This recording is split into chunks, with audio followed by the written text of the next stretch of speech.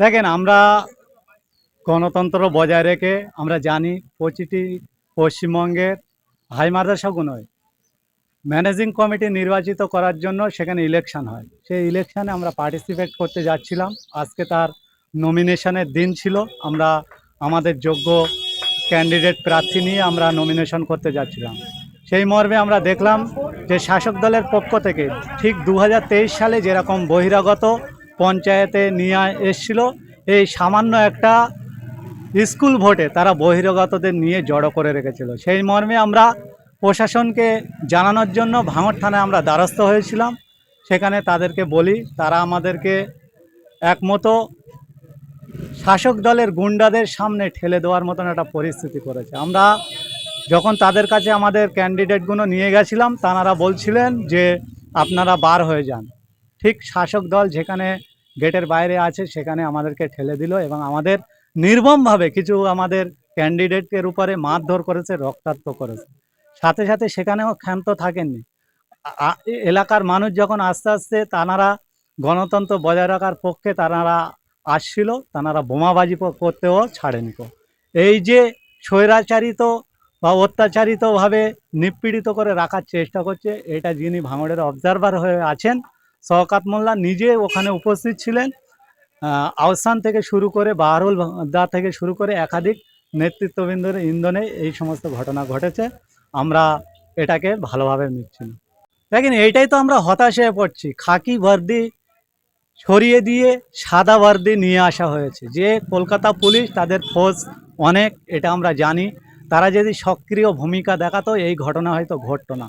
প্রশাসনের হয়তো কিছু মানুষের মধ্যে কিছু মানুষ তারা আস্তে আস্তে নিজেদের যে উদ্দির সম্মানটা তারা হারাচ্ছেন। তারা শাসকের ইন্ধনে চলা শুরু করেছেন। তাই ভাঙড় সহ পশ্চিমবঙ্গে তারা যে যে আইনের শৃঙ্খলা, সেই আইনের শৃঙ্খলা আস্তে আস্তে নষ্ট হচ্ছে। আমরা প্রশাসনের ওপর আস্থা রেখে সমস্ত কাজকর্ম করছিলাম, বা প্রশাসনের কাছে থেকে গিয়ে প্রশাসনের কলেই আমরা মার খেয়েছি। এটাকে আমরা কোনো মতেই মেনে নিচ্ছি না। আগামী দিনে এর যোগ্য জবাব ভাঙড় সহ বাংলার মানুষ দেবে বলে আমরা মনে করছি। দেখেন, এটা তো ওনারা শিখিয়ে দিচ্ছেন যে রাজনীতি করতে গেলে হয়তো হানাহানি, মারপিট, রাহাজানি করতে হয়। এটা মানুষ শিখছে, মানুষ বুঝছে। মানুষের কাছে তালি নিজেদের অস্তিত্ব টিকিয়ে রাখার জন্য যদি মারপিট করতে হয়, মানুষ সেটা হয়তো বেছে নিবে। আমরা এতে বিশ্বাসী না। আমরা সাধারণ মানুষকে বলবো, আপনারা অত্যাচারিত মনোবৃত্তি নিয়ে রাজনীতি করবেন না। আমাদের বিধায়ক নওশাদ সিদ্দিকী মহাশয় সর্বসময় তিনি সৌজন্যতার বার্তা দেয়, সৌজন্যতা বজায় রেখে চলার নিদান দেয়। সেই নিরিখে আমরা সৌজন্যতা বজায় রেখে পুলিশের কথায় আশ্বস্ত পেয়ে আমরা সেই নিরিখে পুলিশের দ্বারস্থ হয়েছিলাম। পুলিশ থাকাকালীন পুলিশের সামনে আমাদের অনেক ক্যান্ডিডেটকে মেরেছে, রক্তাক্ত করেছে এবং তাদের অনেক ইনজুরি করেছে। পুলিশের সামনে একজন ক্যান্ডিডেটকে তারা অপহরণ করে তুলে পর্যন্ত নিয়ে গিয়েছিলেন। পরে সেটা আমরা উদ্ধার করতে পেরেছি।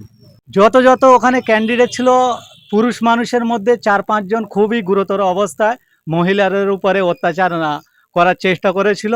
আমরা যেন তেন প্রকারে তাদেরকে বাঁচিয়ে নিয়েছি। অনেক মহিলা তারা ভয়ের মধ্যে আছে, আমরা তাদের বাড়ি পৌঁছে দেওয়ার ব্যবস্থা করছি। তৃণমূল তো সবসময় দাবি করে, কেন তারা সাপ হয়ে কামড়ায়, ওজা হয়ে বাঁচানোর চেষ্টা করে। তানারা বোম মারলো, তানারা সব কিছু করলো। তাহলে তৃণমূলের বাবুদের আমি বলি যে জমায়েতটা আপনারা করেছিলেন, ভাঙড়ে ম্যাক্সিমাম জায়গায় সিসি ক্যামেরা লাগানো আছে। কারা জমায়েতটা করেছে সেটা তো স্পষ্ট হয়ে যাবে। প্রশাসনকে দৃষ্টি আকর্ষণ করে বলবো, যদি এই ধরনের এলিগেশন আইএসএফের বিরুদ্ধে আনা হয়, তাহলে যে সিসিটিভিগুলো আপনারা লাগিয়েছিলেন সাধারণ মানুষের নিরাপত্তা এবং সুরক্ষিত থাকার জন্য, সেই সিসিটিভির ভিডিও ফুটেজ জনসম্মুখে আনা হোক। যদি আমরা আমাদের দেখাতে পারে যে আইএসএফ ওখানে জমায়েত করে এই ধরনের ঘটনা ঘটিয়েছে, আমরা তাদের দৃষ্টান্তমূলক শাস্তি দেওয়ার জন্য দাবি রাখছি। আর শাসক দলের কোনো ব্যক্তি যদি সেখানে এই ঘটনায় জড়িত থাকে, তাদেরকেও দৃষ্টান্তমূলক শাস্তি দেওয়ার জন্য প্রশাসনের কাছে দাবি রাখছি। তৃণমূল নেতা, আজকের ভাঙড়ের তৃণমূল নেতা কাদের ইন্ধনে চলছে? শওকত মোল্লার ইন্ধনে চলছে।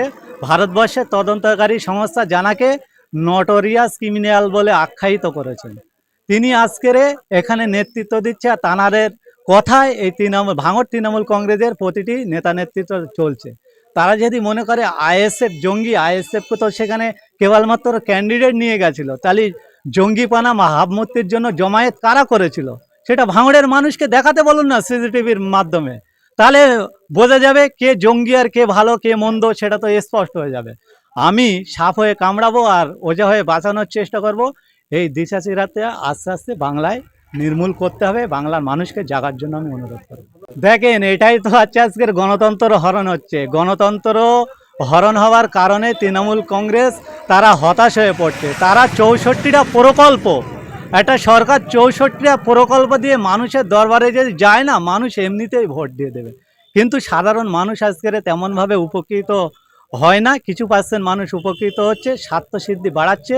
যারা নেতৃত্ব দিচ্ছে, তারা যারা তৃণমূলের হয়ে বোমটা বাঁধে, লাঠিটা মারে, বন্দুকটা চালায়, তারা আজকের ফুলে ফেপে উঠছে। সাধারণ মানুষের উপর আস্থা নেই, তাই তারা গণতন্ত্র হরণ করার জন্য, মানুষের অধিকার কেড়ে নেওয়ার জন্য তারা ভয় পাচ্ছে।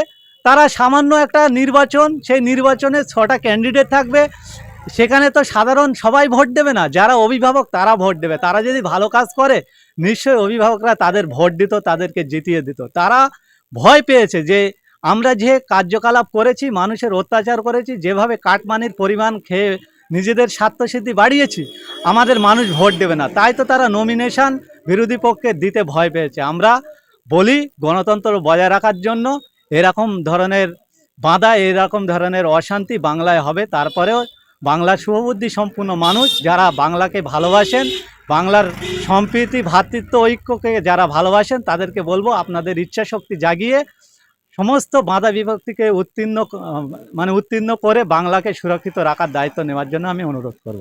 সর্বপ্রথম দাবি রাখছি, যারা যারা আজকের ওইখানে ফুলের মালা পরেছেন বলছেন, তাদেররা কি প্রকৃত ওখানকার গার্জেন? যদি গার্জেন হয় সেটা আমরা দেখব। সাথে সাথে আরেকটা কথা বলি, যেভাবে এই বাংলার যে ম্যানেজিং কমিটি ভোটকে হিংসা করে, ম্যানেজিং কমিটিকে নিজেদের অধীনে নিয়ে তছনছ করার চেষ্টা করছেন উন্নয়নের নাম করে, সেটাকে বন্ধ করার জন্য দাবি রাখছি। সাথে সাথে বাংলার যে সমস্ত পড়ুয়াদের অভিভাবক আছেন তাদেরকেও প্রতিবাদ জানানোর জন্য অনুরোধ হচ্ছে। আমি প্রার্থীদের নিয়ে যাচ্ছিলাম, সেইখানে যতগুলো প্রার্থী ছিল আমরা কেউ যাচ্ছিলাম না, কেবলমাত্র আমি প্রশাসনের সাহায্য নিয়ে আমাদের 6টা ক্যান্ডিডেট বা তাদের যে প্রস্তাবক এবং সাক্ষী হিসাবে তাদেরকে নিয়ে যাচ্ছিলাম। হ্যাঁ, সম্পূর্ণ দোষারোপ বলতে শাসক দলে যিনি এখানে যে ঘটনা ঘটেছে, শাসক দলে যিনি দায়িত্ব নিয়েছে তেনার উপস্থিতিতে, বিশেষ করে শওকত মোল্লা, আহসান দা, বাহারুল দা থেকে শুরু করে একাধিক নেতৃত্ববৃন্দ সেখানে উপস্থিত ছিল। একটা নির্বাচন, তানারাও একজন জনপ্রতিনিধি, তানাই একজন জনপ্রতিনিধি হয়ে কি করে যে একটা নবনির্বাচিত জনপ্রতিনিধি হওয়ায় বাধা দেয়, তাহলে সেটা তানাদেরকেও তো দোষ বহন করতে হবে। আরে বাংলার মানুষ, ভাঙড়ের মানুষ অত বোকা নয়, এনারা যত বোকা ভাবে। বাংলার মানুষ সহ ভাঙড়ের মানুষ আজকে জাগছে, মানুষ দেখছে, আগামী দিনে তার যোগ্য জবাব হাতে নাতে দিয়ে দেবে বলে আমরা মনে করছি।